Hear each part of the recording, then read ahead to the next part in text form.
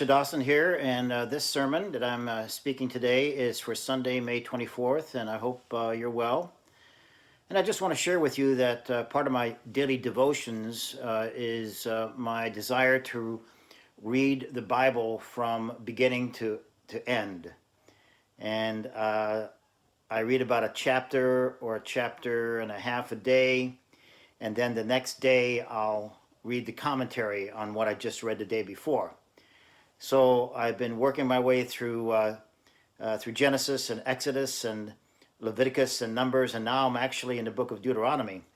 So pretty soon I'll be finishing what you call the Pentateuch, the first 5 books of the Bible, supposedly written by Moses himself. And what I'm starting to realize is that so far what I've read is all about God's glorious presence in this world, his doxa. You've probably heard me use that word before. It's the Greek word for glory, God's glorious presence in this world. And God seeks to demonstrate that glorious presence. He makes demands concerning that glorious presence, and he destroys people who may not appreciate that glorious presence. So he demonstrates that glorious presence through acts like the parting of the Red Sea or manna coming down from heaven. And he makes demands concerning that glorious presence through demanding obedience to like the 10 Commandments and all the other instructions and rules and regulations that he gives. And of course, if there's anybody that doesn't seek to honor that glorious presence, to appreciate it, he seeks to destroy. I call it the 3 Ds: demonstrate, demand, and destroy. And of course, our response as human beings is to, first of all, recognize that glorious presence in any way that we can, and then to maintain that glorious presence through our obedience to the 10 Commandments and all the other instructions that he gives us. And then, of course, to worship that glorious presence. RMW, recognize, maintain, and worship. And of course, to worship means that we have to sacrifice all these animals, all these bloody sacrifices, the butchering of bulls and goats and sheep. I'm sure PETA would have had a heyday back in those days. But it's all about God's glorious presence in this world. And right now in the book of Deuteronomy, I'm at the stage where the 12 tribes of Israel are ready to move into the land of Canaan, to cross the river Jordan, in order to demonstrate God's glorious presence through the possession of the land, through power and prestige.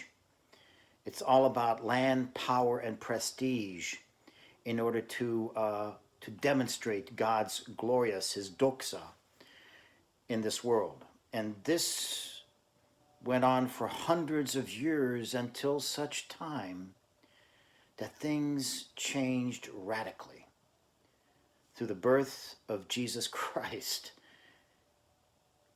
And all of a sudden, God's glorious presence was not all about the possession of land and power and prestige and demonstrating and demanding and destroying and recognizing and maintaining and worshiping.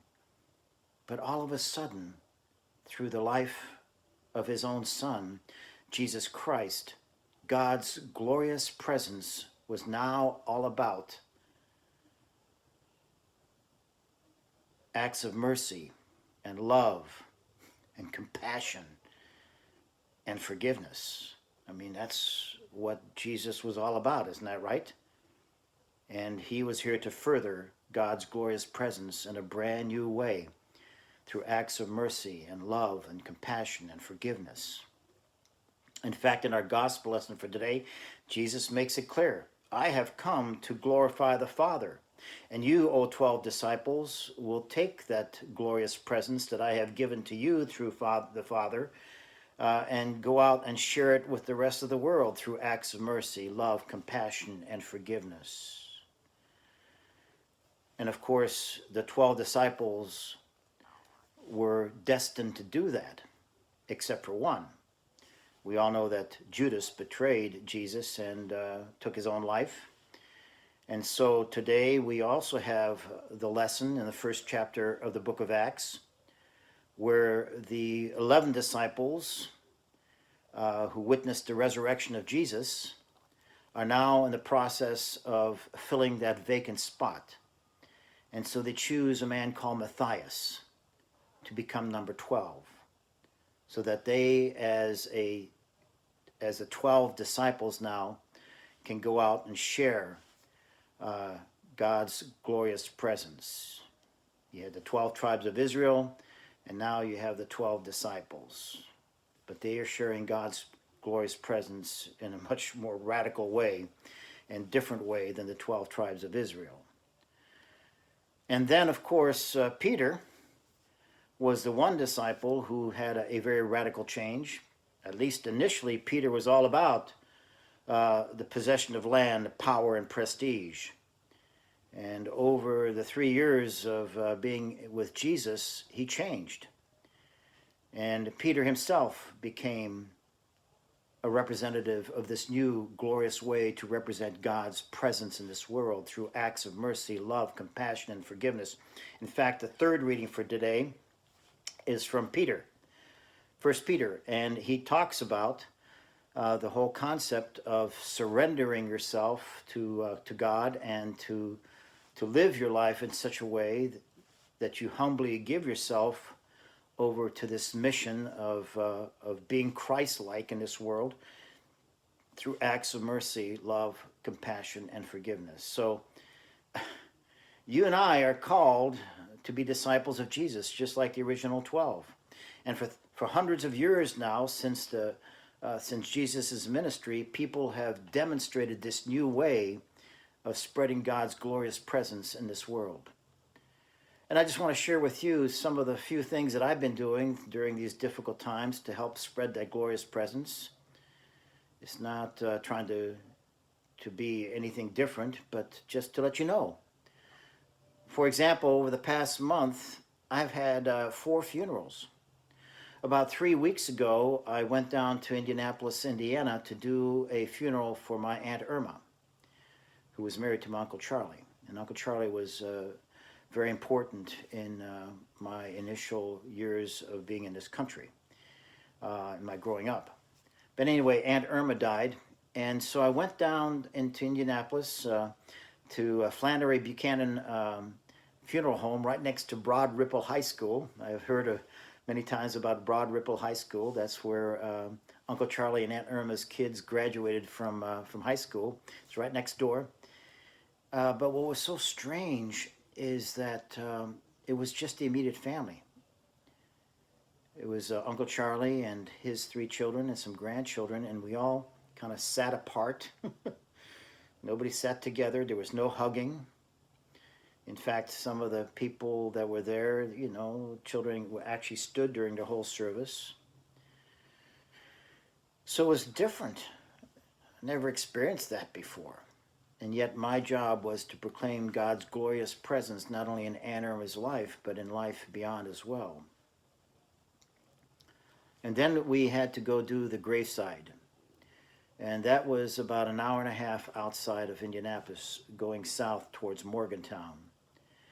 And I'll tell you, you get a little bit south of Indianapolis, and it's just beautiful country, getting into some of the rolling hills. And it was a beautiful day.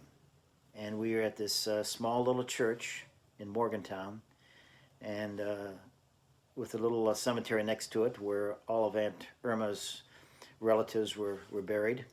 And we did a wonderful service there with just a few people. And again, my task was to present God's glorious presence about where Aunt Irma is, and the fact that we'll all be seeing her in the future. But it was just a gorgeous day. You could see God. It was just sunny and warm, and the leaves were already out back in that area, and it was just a blessing. And then just this past week, I had 2 funerals at Brust on Gary Avenue, and these were drive-by funerals. Yeah, they put the casket at the doorway. Keep, open both doors, and it's an open casket. And people drive by in their cars with their masks and view the body and talk to, some of the relatives of the deceased. And they just, the cars line up, and it's a drive-by funeral. And then, of course, when we actually do the service, I stand as close to the casket as I can by the doorway there and project out into the overhang, because that's where everybody is standing. It's outside, it's 6 feet apart. They got their masks on. I mean, it's like a whole different world. And again, I had to portray God's glorious presence at those two funerals, doing it exactly the same way. I'd never done something like that before. But you have to make do in times like this to make adjustments. It's not all about us, it's us making adjustments to hopefully make things better, to further God's glorious presence, His kingdom in this world in whatever way God sees fit. And then this past Saturday, we had a Zoom funeral for my Aunt Audrey. Some of you remember my, not Aunt Audrey, but my sister-in-law Audrey, my sister-in-law Audrey, who passed away at the beginning of March. And we did a Zoom funeral for my brother's lovely wife, Audrey. And it was kind of neat. I mean, we had people from Europe and all across the country using Zoom. And my nephew David set it all up, did a great job. And those who were speaking or reading were speaking and reading to everybody at one time. And it came time for me to do the homily. And again, I did my best to portray God's glorious presence under this new way of doing things, using Zoom, just like I'm doing now, using this video. So it's all about acts of mercy, love, compassion, and forgiveness. And some of you know Jimmy. Jimmy got out of jail right at the beginning of this year, and he was incarcerated for almost 5 years. He's got this band on, so he's very limited in his movement. We were able to get Jimmy into a nice halfway house towards the end of February, beginning of March. He had a few jobs lined up, and of course, everything came to a screeching halt at the beginning of March there, so these jobs fell through. And I had to consider about paying Jimmy's weekly rent. He had no source of income, as he was expecting to. And so, I didn't want Jimmy to go out in the streets.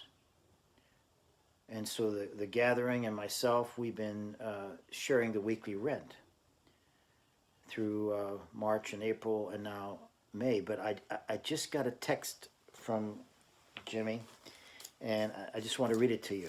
It says, I will be able to help with at least half rent in the next couple of weeks on a weekly basis. So here Jimmy is finally able to start supporting himself as the economy starts to open up. And I'm glad we kept a roof over his head in this great place in North Chicago. And thank you to the gathering as well.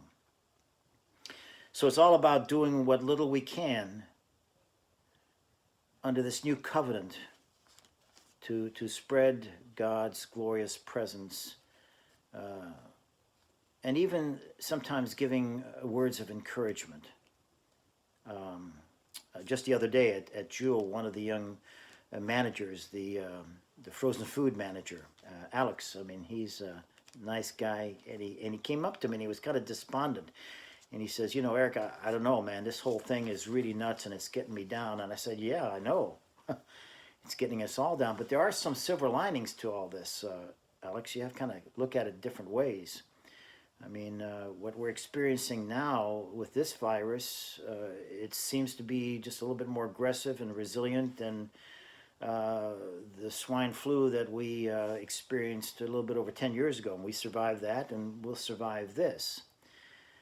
And I said, it seems to be focusing on people that are very, up in the years and have all these pre-existing conditions. Not saying that's not, that's still scary, but we're only talking about 1.5% of the people who get this are passing away because of these pre-existing conditions. At least that's what I'm reading. Uh, so I mean, the rate could be 50%. Could you imagine that across all ages, no matter who you are? I mean, so that would be pretty scary. And I could imagine, what if the symptoms that we all were experiencing were not, tightness or headaches or breathing or whatever, or stomach issues? I mean, what if it was like Ebola? Where people literally bleed from every orifice in their body. I mean, it's still a difficult time, but again, you have to look at some of the silver linings in all this, and the fact that we have the internet. Can you imagine us going through this without the internet? I mean, so God is with us no matter what, working through this whole situation. And so that's what we have to keep in mind, that God's glorious presence is here with us, and it's our task to further it in whatever way God sees fit. So I wish you well. God bless you all, and you take care. Amen.